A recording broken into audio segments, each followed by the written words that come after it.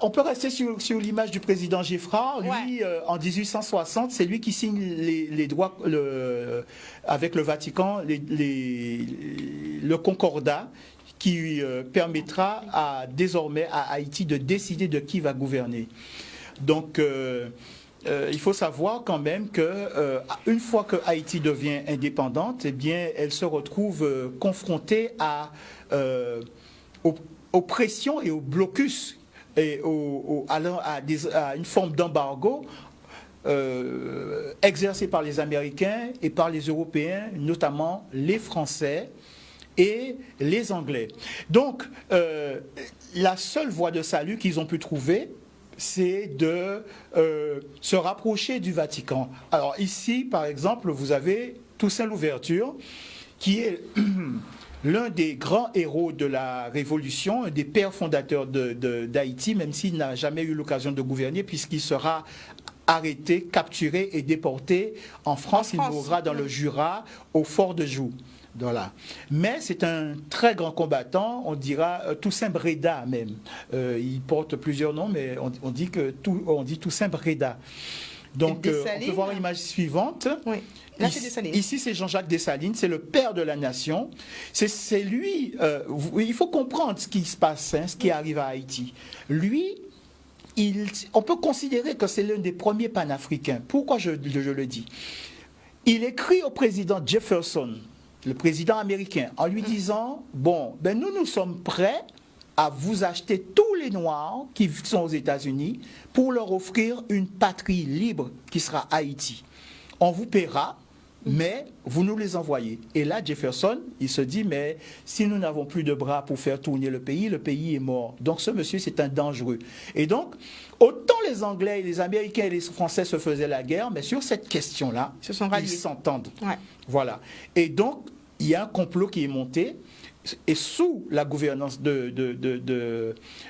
sous l'influence de Pétion, il y a un complot qui est monté et Jean-Jacques Dessalines, père de la nation, sera assassiné au Pont Rouge. Voilà. Et il y a justement un général qui arrive d'une autre région très éloignée du pays, qui s'appelle Yayou. Et ce général, qui est aussi un Ougan, va lui passer l'épée au travers du corps à 3 reprises en disant oui, dire qu'il y a encore 15 minutes, c'est celui-là qui faisait la pluie et le beau temps en Haïti. Voilà. Et donc, il faut comprendre aussi que Haïti a été vu comme une menace. Okay. Pour le système esclavagiste et pour l'Europe. Et dès cet instant, ils ont commencé à la combattre. Ils ont cherché à la combattre militairement, administrativement, mais le problème, c'est que Haïti avait pris son indépendance militaire et administrative. Donc, eh bien, ils vont passer par une autre voie qui est la voie de l'Église, de l'évangélisation. Et par ce biais-là, il va y avoir une entreprise, on peut qualifier de satanique ou démoniaque, de déconstruire, on va dire chez nous, démouner les Haïtiens, démouner l'Haïtien pour qu'il ait honte, qu'il ait un rejet de ce qu'il constitue, de sa tradition. On peut passer à l'image suivante. Oui. Alors, cette image, c'est le président Lysius Salomon Jeune. Alors, il faut savoir qu'à cette période où il gouverne, c'est aux alentours des années 1888 par là, il va avoir maille à partir avec un autre François Denis Légitime, qu'on appellera le général d'Avril. À cette époque-là, Haïti est très florissante. Très florissante. On n'a pas idée. C'est peut-être l'un des pays où, avec la monnaie la plus forte. D'accord ? Plus de 50 000 Guadeloupéens, Martiniquais et Noirs américains vont fuir leur pays pour venir travailler en Haïti et vont s'y établir. À l'époque, une gourde haïtienne vaut $50. Une gourde haïtienne vaut $50. Bien évidemment, ça ne va pas durer parce qu'en 1915, Haïti sera envahi et la réserve d'or de la Banque nationale d'Haïti sera volée. Voilà. Image suivante. Alors voilà François Denis Légitime, c'est celui qu'on appelle le général d'Avril, puisqu'il faut savoir que le corps professionnel le mieux représenté au niveau de la présidence en Haïti, ce sont les généraux. La majeure partie d'entre eux, ce sont des généraux et qui deviennent présidents de la République et parfois se font aussi nommer président à vie. Donc lui, il a 2 périodes de gouvernance, c'est-à-dire qu'il va faire déjà un mouvement insurrectionnel, on va l'appeler pour cela le général d'avril, parce que cela aura lieu à cette période-là. Ça va être de courte durée, à peu près 3 mois, et ensuite il va y avoir 2 ou 3 ans où il va rester au pouvoir, et ensuite on n'entendra plus parler de lui. Voilà. Donc, et lui, il est dit qu'il reviendra. Mais il y a... Alors lui, il a le fait d'armes qu'il a initié en Haïti, c'était en 1888, 100 ans après, 1989, eh bien, il y a un autre général, enfin, Prosper Avril, un colonel, qui prend le pouvoir, mais ça ne dure pas. 3 mois après, il n'est plus là. Voilà. Image suivante. Alors ici, vous avez un président qui est très très important, c'est le 4e gouvernant d'Haïti qui s'appelle Jean-Pierre Boyer. Jean-Pierre Boyer, c'est lui qui va mettre fin à beaucoup de choses. Il va veiller jalousement sur l'indépendance d'Haïti, tant militaire qu'administrative, mais que spirituelle. Il faut savoir qu'à cette époque-là, le pape envoie son nonce apostolique. Et ce nonce apostolique, qui s'appelle Michel de Glory, Monseigneur Michel de Glory, va essayer sous couvert de venir réorganiser l'Église catholique en Haïti. Eh bien, il va donner des prêches où il va dire aux gens, nous demandons aux anciens esclaves de retourner chez leurs maîtres. Et quand Jean-Pierre Boyer entend cela, eh bien, il surveille secrètement tout cela, et puis un jour, il envoie l'armée, on capture tout ce beau monde, ils sont battus et remis sur un bateau. Et quand ils sont mis sur le bateau, quand on lui donne l'information comme quoi le bateau a vraiment pris la mer, quand il arrive au large, il dit « canonnez-moi ça ». Voilà. Carrément. Voilà. Après, alors... La France qui ne s'avoue pas vaincue, parce qu'il faut savoir que Monseigneur de Glory, c'était un agent secret de Charles X, qui était le roi de France. Donc, ils ont cherché par une image qui était hors de tout soupçon, en l'occurrence un nonce apostolique, pour pouvoir réinstaurer un certain nombre de choses et tenter de reprendre la main sur Haïti. Et en tout cas, le président Boyer va régler cette question-là. Et ensuite... reste le problème des loges maçonniques, parce qu'en fait, les colons, ce sont des Français qui sont le plus souvent affiliés au Grand Orient de France. Mais, bon, certains Haïtiens ont déjà commencé aussi à être initiés dans... Oui, bien sûr. Et donc... il avant qu'un jour, dans les loges, ils ont reçu un message disant vous êtes indépendant administrativement, vous êtes indépendant militairement, mais spirituellement, n'oubliez pas que vous êtes toujours dépendant du Grand Orient de France. Et lui, il va dire casse-code. C'est-à-dire que en 1822, il va déclarer la fondation du Grand Orient d'Haïti. Et donc, les loges maçonniques haïtiennes vont affirmer aussi leur indépendance. C'est-à-dire qu'on ne rejette pas l'esprit maçonnique, en tout cas à cette époque, mais il y a la volonté de manifester cette indépendance d'Haïti dans tous ces Donc la première religion devient le vaudou. Alors le vaudou est bien évidemment bien présent, puisqu'il faut savoir par exemple que la femme de Jean-Jacques Dessalines, c'était une grande mambo, d'accord, celle d'Henri Christophe aussi, d'ailleurs je crois que c'est la même. Il faut savoir aussi que beaucoup de ces présidents, à un certain moment, étaient eux-mêmes des initiés ou avaient des épouses ou dans leur entourage des personnes qui étaient... Donc, à ce moment-là, quand Jean-Jacques Dessalines crée la constitution impériale, c'est peut-être la plus avant-gardiste qui existe, parce que la question de la religion est laissée à la liberté de chacun. Il n'y a pas il n'y a pas de religion d'État. les gens sont libres. Et c'est après, quand ils vont faire la constitution républicaine, sous Pétion, que les choses vont changer. Et Pétion va déclarer que la religion catholique, c'est la religion de la majorité des Haïtiens. Ouais. Voilà. Mais donc, ce que Jean-Pierre Boyer a fait est extraordinaire. Et c'était aussi un visionnaire, quelqu'un qui avait vu loin pour son pays. Malheureusement, il sera renversé et il finira ses jours en France. Voilà. Alors ici, c'est Dumarsais estimé, c'est celui qui a repéré François Duvalier. C'est peut-être le président le plus visionnaire qu'Haïti ait connu. Il avait vu une organisation, on peut le comparer à Félix Proto pour la Guadeloupe. Ouais. Il avait une vision de l'organisation du territoire qui est extraordinaire et des choses qui n'ont jusqu'à maintenant pas été mises en œuvre. Mais c'est lui aussi qui alors on dit que c'est un noiriste. Pourquoi? Il faut savoir que pendant longtemps, par exemple, ne serait-ce qu'au niveau de l'Église, eh bien les prêtres n'étaient pas ordonnés, les Noirs n'étaient pas ordonnés. Ici aussi, on a connu ça. On disait qu'il ne faut pas ordonner les Noirs parce qu'ils ont le sang chaud, ça va être une catastrophe. Mais Haïti, c'était pareil. Et il n'y a pas d'évêque noirs, il n'y a pas de prêtres. Donc ils sont, même quand ils sont à l'intérieur de cette de l'église, mais ils sont relégués sur les bancs du fond. Et donc c'est avec Dumarsais estimé, avec d'autres aussi, que va commencer à s'inverser les choses et que justement on va commencer à voir apparaître des prêtres noirs en Haïti, des évêques noirs en Haïti, voilà. Et Dumarsais estimé aussi, tout visionnaire qu'il était, il se sera fait aussi des ennemis et il va être renversé par Louis Magloire. Louis Magloire, lui, qui est un général et qui va vouloir prendre le pouvoir. Ensuite, quand Duvalier arrive, lui, il va fuir aux États-Unis. Et à la mort de Papadoc, il va vouloir revenir. Mais bon, quand on...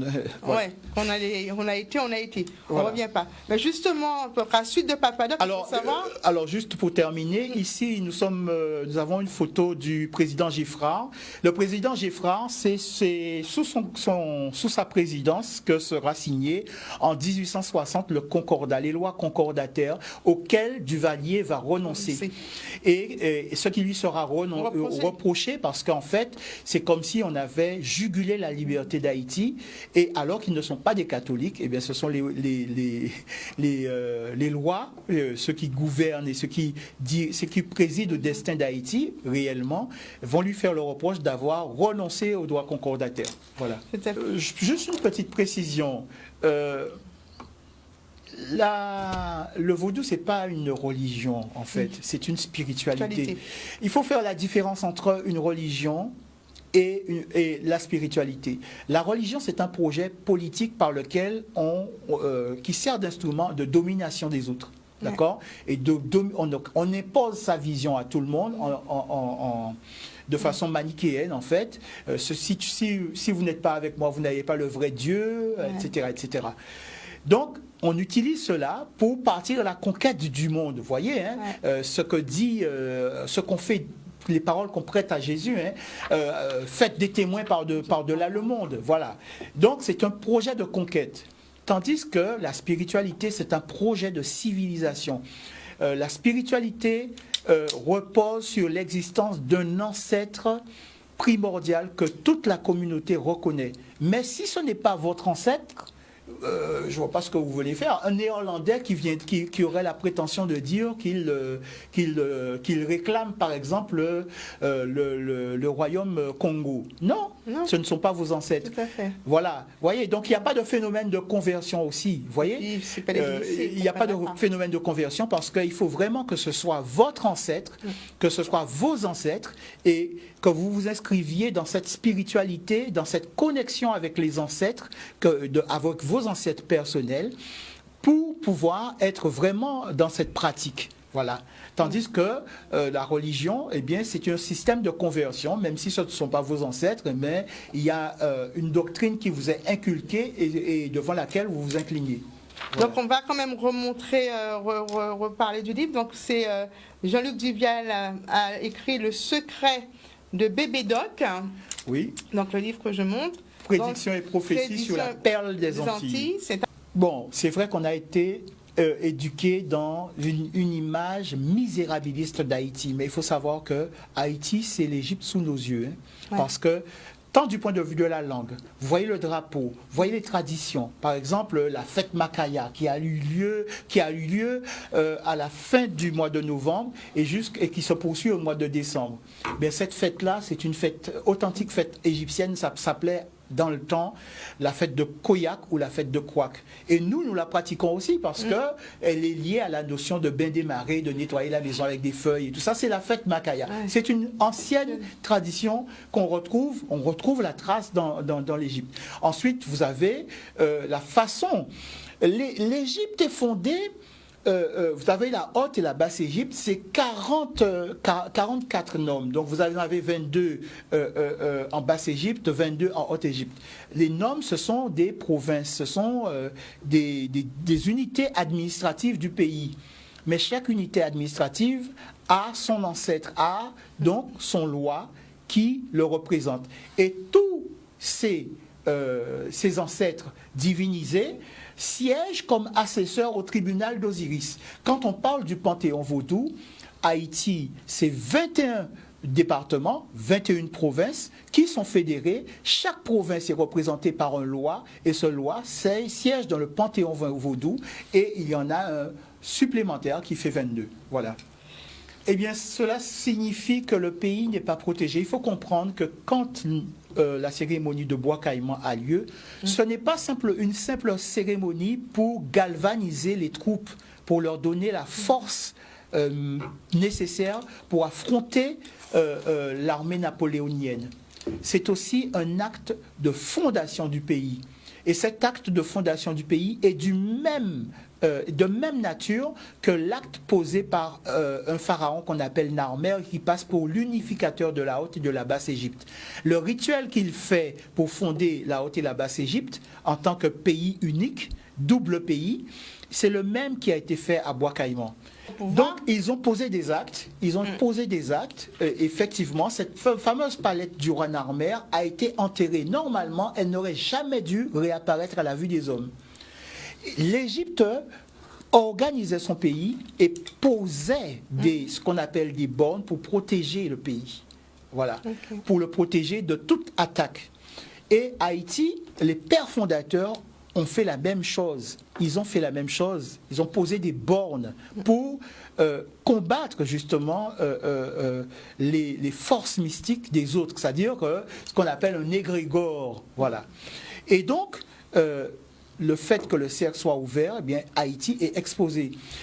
À tel titre que certains considèrent que quand un président est conscient de l'importance des actes posés par les pères de la nation, c'est-à-dire les bornes posées et tout, et qu'il veille sur cette protection du pays, eh bien Haïti émerge, Haïti est prospère, mais à partir du moment où on tombe sur un président qui n'est pas conscient de tout cela et qui néglige ces aspects, parce que souvent aussi quand les gens ont besoin de faire des projets immobiliers, ils n'hésitent pas à raser certains endroits où il y avait ces formes de protection, eh bien le pays déguste et ils expliquent que deux phénomènes par cette négligence de ces éléments mis pour protéger le pays.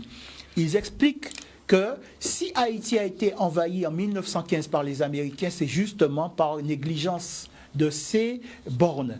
Ensuite, ils disent aussi que si la MINUSTAH est revenue en Haïti et pendant la période de la gouvernance de René Préval et qu'elle a pu rester aussi longtemps dans le pays, c'est justement parce que le pays n'était pas protégé et qu'il est impératif aujourd'hui de faire en sorte que ce pays soit protégé parce qu'il doit émerger. Mais nous savons qu'ils ont annoncé ce renouveau.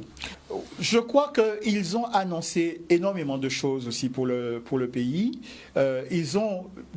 Moi, ce que je comprends, Haïti doit passer par une certaine forme de catharsis, c'est-à-dire une espèce de purification. C'est-à-dire qu'une fois que tout ceci sera purgé, eh bien, il ne restera plus qu'autre chose. Vous savez, quand on a touché le fond, on ne peut faire autre chose que remonter. Oui. Et je crois que c'est ce qui est annoncé. Quelque chose d'extrêmement positif pour le pays. Et ils ont dit que ce sera le président Lysius Salomon Jeune qui sera de retour. Vous savez, celui qui avait amené la prospérité dans le pays et sous sa gouvernance, une gourde haïtienne valait $50. Vous voyez? Donc, Haïti, il est dit que les ressources d'Haïti remonteront à la surface et que Haïti deviendra un pays prospère à tout jamais. Voilà, sous ce président, Lysius Salomon Jeune, eh bien, Haïti redeviendra, enfin on dit que sa réincarnation, enfin son retour, sera le signe d'une renaissance fondamentale et Haïti sera un pays riche, très prospère. Haïti étonnera le monde. Haïti sera un flambeau pour tous les peuples. Et je crois que déjà sur le point historique, c'est une mine d'or pour les chercheurs, pour les historiens, et qui nous renseigne sur notre propre situation. Voilà. Parce qu'aujourd'hui, on s'aperçoit, ils avaient dit qu'un jour, les ressources d'Haïti remonteraient à la surface. Aujourd'hui, on s'aperçoit qu'Haïti a du mercure, Haïti a de l'iridium, Haïti a du platine, Haïti a du cuivre, Haïti a du bauxite, Haïti a du pétrole. Et ils disent que le Venezuela a une réserve de pétrole énorme. Mais s'il faut comparer la réserve de pétrole d'Haïti comparée à celle du Venezuela, eh bien le Venezuela, c'est un meuble et à côté, Haïti, c'est une piscine. Vous voyez? Bon, il y a l'iridium. L'iridium s'explique comment? C'est parce qu'on dit qu'une météorite est tombée il y a plusieurs millions d'années dans ce point-là et que la condensation de tous les gaz et de tout ce qu'il y avait autour de cette météorite a fait qu'aujourd'hui, Haïti a des montagnes d'iridium. Et il faut savoir que le coût d'une tonne d'iridium, c'est 45 milliards de dollars. Et en Haïti, on a des montagnes. Donc, c'est un pays riche.